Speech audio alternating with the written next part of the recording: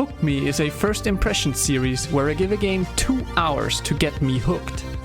2 hours to judge a game? That's not enough. Right, it isn't. We'll do it anyways. Please note that it took some of my personal favorite games over 10 hours to finally draw me in. Finding those games is not the point of this series. The point of this series is to go in as blindly as possible and see if the first 2 hours can convince me to keep playing. And with all that out of the way, I guess there's only one thing left to say. Hook me. Torchlight III.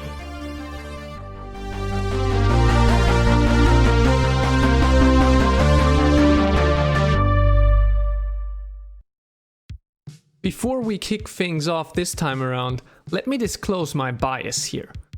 The Torchlight series is one that I have sunk hundreds of hours into and that is very dear to me. That being said, it's still not a franchise that I would blindly fawn over and willingly ignore mistakes for. Now, since I had waited years for this day, of course I tried Torchlight 3 on the first day it came to early access. And for a few minutes, I had a really good feeling about this whole thing. The menu and the character select screen were much more lovingly crafted than in Torchlight 2, and while there were limited customization options, they were good enough, and I was sure there'd be more to come as early access went on and the game neared its release. Unfortunately, immediately after those few minutes of joy, reality came crashing in, because I couldn't connect to the server for the first 2 days at all. Since the game does not currently have a single player mode, no connection to the server means no playing. So I had to shelf it right out of the gate. But lo and behold, the first patch rolls around and the issue was fixed. Finally, I could sink my teeth into this game.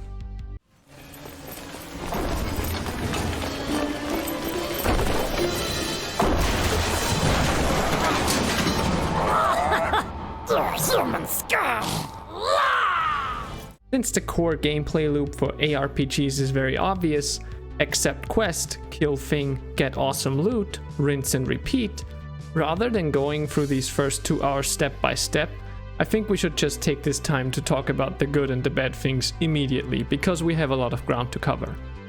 One thing I'd like to note on the positive side right away are the graphics. Now, they're far from state of the art or anything revolutionary, but they are a definite upgrade from its predecessor while still managing to preserve that Torchlight charm. And another positive point in my opinion is how pets are handled this time around. Now, at the character creation there was a little bit of a shock thinking there would only be 3 pets in the entire game, but it turns out that you meet pets along your journey. Taming a pet will unlock new abilities that any of your other pets can then also use. That is a very motivating and exciting way to introduce pets, because every time you walk up to a pet cage you wonder, what pet is this gonna be? What new abilities will I get? What will it look like? Additionally, as opposed to Torchlight 2, if your pet is too hurt this time around, it'll be completely out of the fight for about a minute. This, I think, is an upgrade to the system in Torchlight 2, where your pet would always be fleeing when it's on low health, and a few seconds later it would join into the fray again, only to immediately be fleeing once more. Now, loot in Torchlight has never been the most interesting or exciting. As opposed to some other games in the genre, there aren't usually any crazy effects with a new item, it's more stats or general things like slowdown on ice enchantments or reflecting missiles, stuff like that. And the way it's handled in Torchlight 3 is actually even worse, because with Torchlight Frontiers they originally intended to have the game divided into biomes, and in the first 2 hours it seems that this has been carried over to Torchlight 3. Because within these first 2 hours I basically only encountered enemies that dealt fire damage. Now, why is that bad? It's bad because the already uninteresting items that we have in Torchlight now also only give one particular stat bonus. In Torchlight 2 you could get, for example, new boots with fire and poison resistance, and you knew, okay, these boots will help me against this type of enemy and this type of enemy within the same region, but maybe I'd want to put in an ice gem as well to help me against another type of enemy in the same area. Now in the previous game there were areas with a focus on a certain element. There was an icy region where it's mostly ice damage, there was a desert where it's mostly fire damage, but they always had a few other enemies thrown in there. Some cockroaches that dealt poison damage, or bosses that would have additional bonus effects that could also be related to an element. Now in part 3 I also still encountered bosses with special effects like teleportation, but they all dealt fire damage. All I've seen so far were environmental hazards like falling stones and fire that was spreading out from beneath them. That makes it all more boring because in this biome I only have to focus on fire, I don't care about anything else. So I don't agree with this split into certain biomes. It makes the game more casual, and I think that is something that it really doesn't need.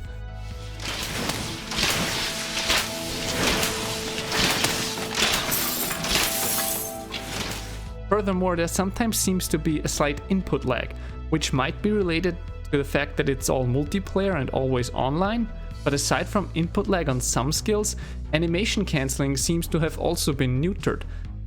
So often when you want to use a certain skill, you have to wait for the animation of the first skill to finish until it actually kicks in. And especially with escape skills, that makes the game feel really unresponsive and clunky. And on a game like this, you really want to feel in control at all points. So that might be a good segue to another thing. You don't actually need to feel in control in this game because it's way too easy.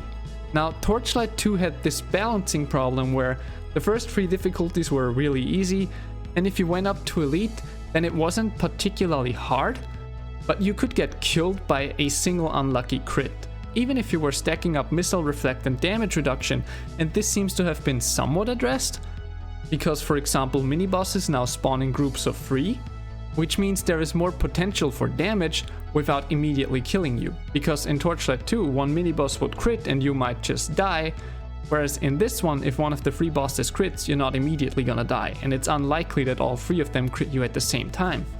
That's a good change, but overall it's still just way too easy. At least as a sharpshooter, you have no problem kiting your enemies at any time within the first 2 hours at least.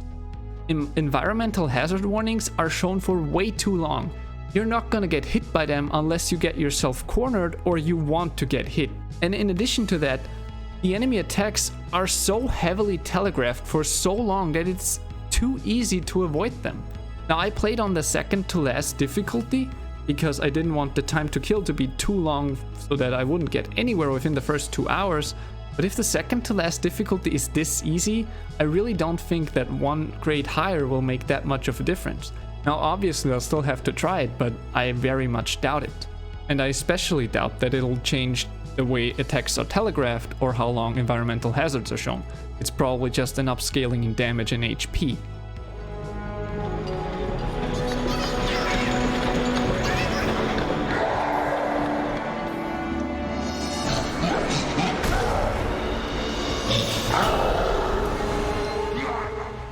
Now on that topic, I'd also like to mention the time to kill, which personally I really like.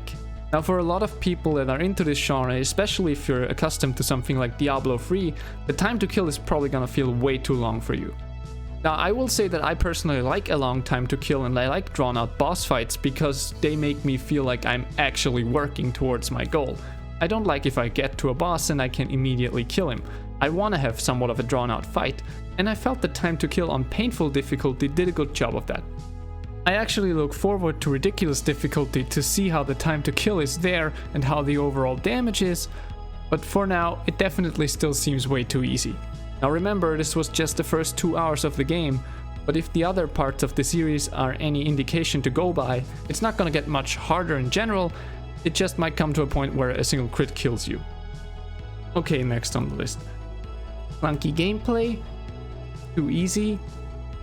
The inventories are once again way too small. I have no idea why this is happening again.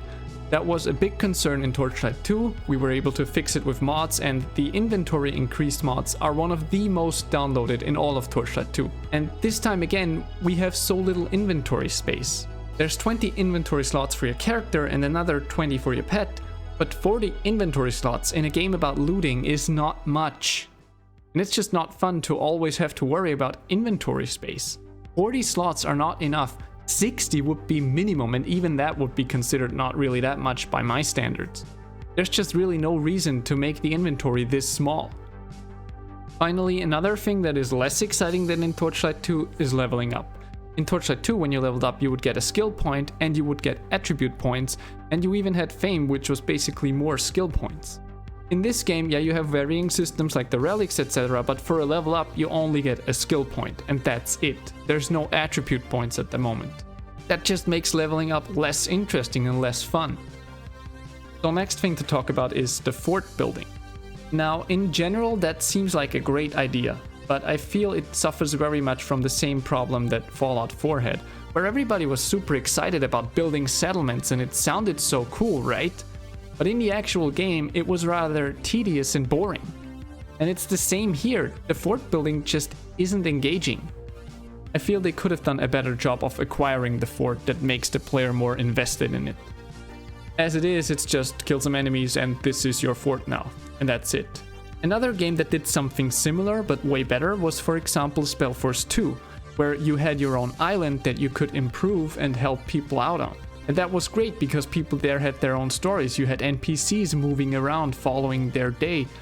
You would get called up during your adventure that your island was being attacked. And one thing that Spellforce has going for itself is, of course, that you can at any point switch between top-down and third-person view. So when you go into third-person view and you follow your character directly through that island, that immediately engages you much more than just looking at it from the top down. And again, the NPCs having their own daily routine really breathes life into that island. In Torchlight 2 so far, you have the fort and you build some things, but it's just empty and lifeless. And sure, maybe later on you'll get more merchants into your fort, but knowing the Torchlight series, they're probably just gonna be stationary and it's still gonna feel lifeless and dull. Now, that isn't to say there's only bad things. One thing that I do like, for example, are the relics that they have introduced, because they are done in a way that is very cool and motivating. For one, they allow you to really customize your character on a deeper level, and you're not locked into a certain type of damage as you were in Torchlight 2 if you really wanted to get the most out of your character. And these relics just get leveled up alongside you as you venture through the world and kill enemies. That's great. An additional thing to work on by the side, that's exciting, that's cool, that's something that keeps me going. And another thing that I personally really appreciate is the ability to permanently increase elemental defenses in your fort for certain types of damage. That is a very cool system, and it's something that could be done in late game, because late game or end game is unfortunately often very lacking when it comes to Torchlight. Last but not least, there's some quality of life functions that are still missing, but I really do hope they're just missing because it's still early access. I mean, we're talking things like being able to rescale the UI. Look at this UI, it's way too huge. It covers up way more of the screen than it ever needs to. So that is something that definitely needs to be rescalable because currently it's just way too big.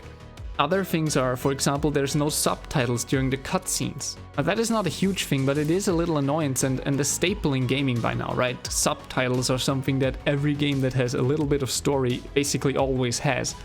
They're not here yet. And a little gripe of mine that probably a lot of ARPG players can identify with is that there's currently no option to hide the helmet. There's some cool ones, and if you wanna make a cool character, it's gonna need a cool helmet, but when you're leveling, you're just picking up random helmets.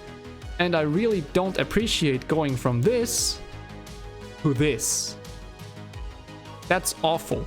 And you have the option to hide the helmet in Torchlight 2, so that is a feature that's probably still gonna come, but not in yet. And that's just annoying.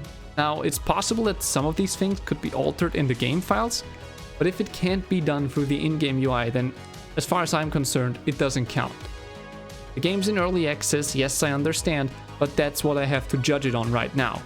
I can't just assume that all of this will be fixed soon and say, you know, it doesn't matter, because it does matter, and these are also some quality of life changes that I would love to see sooner rather than later. Now, overall, and I hate to say this, but the game didn't hook me. In fact, I often caught myself looking at the timer to see how much longer I have to go. Which is so weird because I love the Torchlight series, but this one just so far has not caught me. But I do think given enough time, and if there is mod support similar to Torchlight 2, this might one day be an amazing game. Currently, it has a lot of problems. Now again, this isn't a review, this is a first impressions. I've only seen the first 2 hours of the game. Some of the stuff I say might be wrong. Some of it might already be fixed by the time this comes out. And some of it I might have missed. But from what I've seen so far, I'm not too impressed.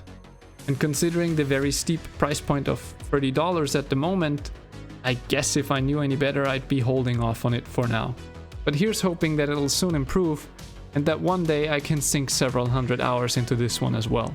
Now I think that's all that I wanted to address in this video. As always, this is Evolutionz signing out, and I look forward to seeing you in the next one.